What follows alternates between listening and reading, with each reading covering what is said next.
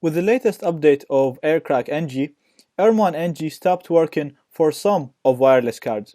So it will work for some cards, but for others it will not work. It will actually say that it enabled monitor mode on LAN 0 mon. So instead of just mon 0, it's going to start calling them LAN 0 mon. And when you try to use this card, sometimes it's not going to work in monitor mode, even though your card supports monitor mode. So for now, I actually, with Kali 2 and with the new update, I recommend using a different method of enabling monitor mode. Now this method is actually the manual method of enabling monitor mode.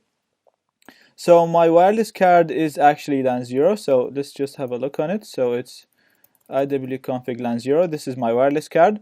And as you can see now, it's in managed mode. So what I'm going to do is I'm going to enable it using the manual method. So I'm going to do ifconfig LAN 0 down, same way that we did in the previous method, and now the card is disabled. Now the next command is the command that's going to enable monitor mode on the card. So it's just going to be iwconfig LAN 0, the name of the card, and then I'm gonna say mode monitor.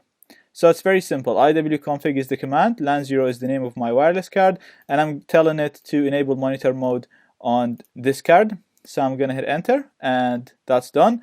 Now if you don't see any error messages, that means the commands are running successfully. So now I'm going to enable the card again. So I'm going to do ifconfig LAN 0 up, and that's going to bring my card up. And if I do iwconfig LAN 0,